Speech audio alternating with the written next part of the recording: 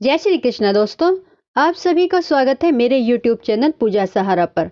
तो दोस्तों, आज हम अपनी इस वीडियो में जानेंगे कि गुरुवार का व्रत, बृहस्पतिवार व्रत जो होता है वो किस तरह से, उसकी क्या विधि है और कब से शुरू करना चाहिए, कितने व्रत करने चाहिए और उद्यापन विधि क्या रहेगी।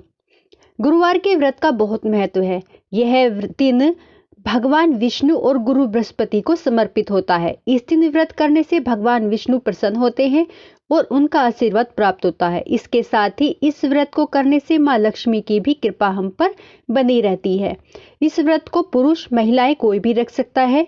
गुरुवार का व्रत करने से घर में सुख समृद्धि बनी रहती है। इस व्रत को करने से दरिद्रता दूर होती है, धन संबंधी परेशानियां दूर होती हैं।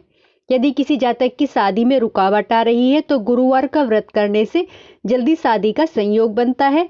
संतान सुख की कामना करने के लिए भी यह व्रत बहुत फलदायी है। यह व्रत हम पौष माह को छोड़कर किसी भी महीने के शुक्ल पक्ष की तिथि से पहला जो गुरुवार पड़ता है उससे शुरू कर सकते हैं। गुरुवार का व्रत 1, 3, 5, 7, 9, 11 या 16 की संख्या में हम रख सकते हैं, या 1 से 3 साल तक भी रख सकते हैं, या फिर हम जीवन भर भी रख सकते हैं। लेकिन उसमें उद्यापन बीच बीच में हमें करते रहना चाहिए।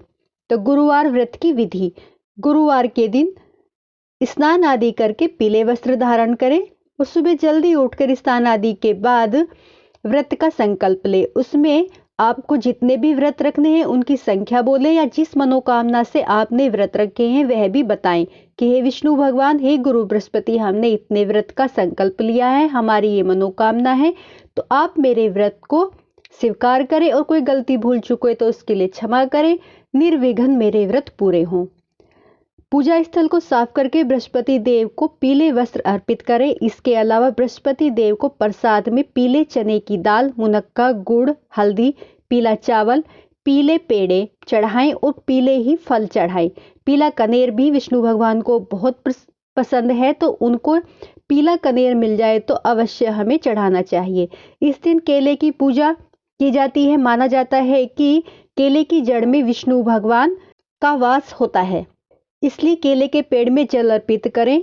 इस दिन भक्तिभाव से बृहस्पतिवार की व्रत कथा कहें, पढ़ें और सुनाएं, आरती करें।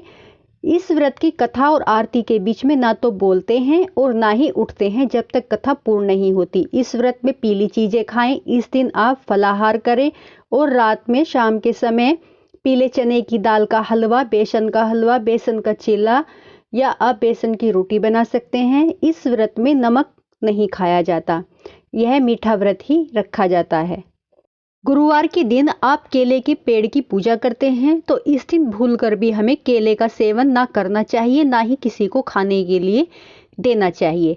गुरुवार व्रत की उद्यापन विधि: जिस दिन आपको गुरुवार व्रत का उद्यापन करना है उसके एक दिन पहले सामग्री लाकर रख लें। जैसे चने की दाल आप 1.25 किलो भी ला सकते हैं, 5.25 किलो भी ला सकते हैं, या आप 1 पाव यानी कि 250 ग्राम भी ला सकते हैं। जैसा आपका सामर्थ्य हो वैसे आप कर सकते हैं। सभी चीज़ें आप उसी हिसाब से लाएं। गुड़ भी आप 1.25 किलो या 5.25 किलो, हल्दी 250 ग्राम, केले लेकर आएँ, पपीता, पीला वस्त्र 1.25 मीटर या 5.25 मीटर। जैसा आपका सामर्थ्य बनता है वैसा आप कर सकते हैं। सुबह जल्दी उठकर सारे कामों से निवृत्त होने के बाद स्नान आदि करके भगवान विष्णु के समक्ष बैठ जाएं।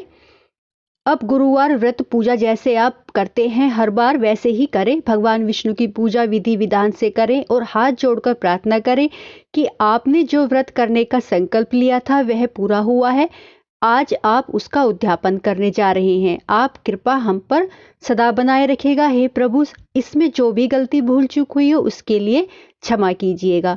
अब पूजा सामग्री भगवान विष्णु को अर्पित करें। सामर्थ्य अनुसार उसमें दक्षिणा रखें और यह पूरी सामग्री किसी ब्राह्मण को भेंट दे। मंदिर में जाकर अगर आप ब्राह्मण को घर पर बुलाकर उसे भोजन आदि भी करा सकते हैं तो बहुत अच्छी बात है।